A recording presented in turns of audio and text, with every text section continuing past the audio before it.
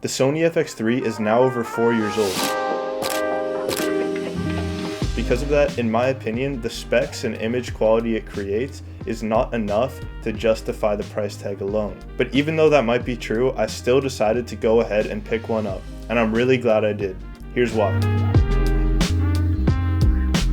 First, since I've been working on more professional sets, I've noticed that many of these productions use Sony cameras. Since I'm not yet the head cinematographer on most of these sets, it gives me the opportunity to come in as a B cam. I used to try to B cam on the Lumix S5 II, and because it's a different system, it just adds an extra layer of friction for the editor to try to match your footage into the project. Now that workflow should be seamless while I'm shooting on S-Log3 and give me more opportunity to work my footage into these projects. Another great but kind of unfortunate part about working with the FX3 is that it has so much hype and marketing around it. And because of that, people that you're working with have probably heard of it before. This, again unfortunately, does give them more confidence in your ability to capture what they're looking for, because they're more familiar with the system. And the reason I say it's unfortunate is because I know I can get a very great image out of my Lumix S5 II, but because people are less familiar with it, they're less willing to work with it. Now, one of the main reasons that I chose to pick up the FX3 right now is because of Sony's really amazing upgrade path. After you build up your professional portfolio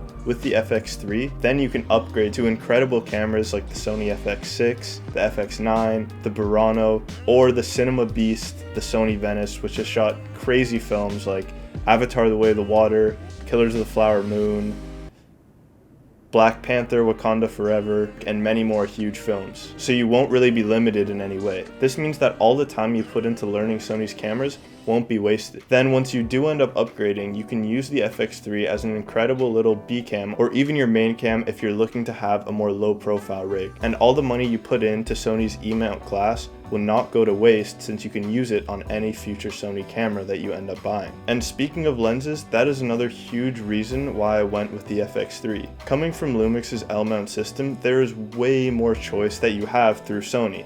And that's mostly because they've been allowing third-party manufacturers to make E-mount lenses for such a long time now, as well as creating such an amazing roster themselves. For example, you can put on the E-mount the highest level cinema glass, but you can also put on more affordable and versatile lenses like the one I have on right now, the Sigma 24-70. Now, even though I did say specs is not a reason to buy the FX3 in 2025, that's not entirely true, because unless I'm completely ignorant, I have not yet seen another camera with more incredible low light performance than the FX3 in its price range. You're probably tired of hearing of this, but the fact that the creator shot on the FX3 using 12,800 ISO just shows how incredible of an image this camera can create at its second base.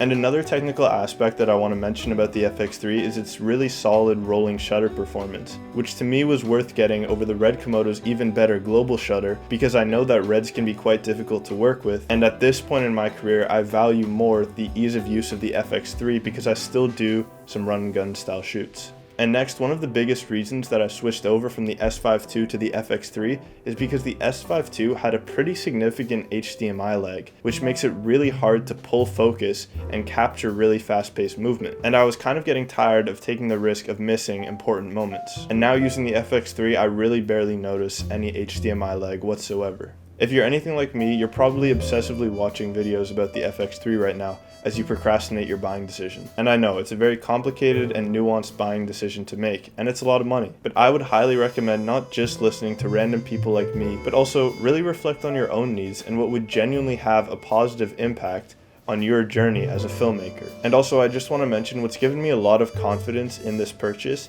is being able to talk to people that I look up to who have a much better understanding of the industry as a whole and what would be best for me in my current position. So if you're able to, reach out to somebody who's in a position that you'd like to eventually be in yourself. Anyways, I hope this video can help shorten your procrastination period a little bit, and I hope you can just get out there and start shooting.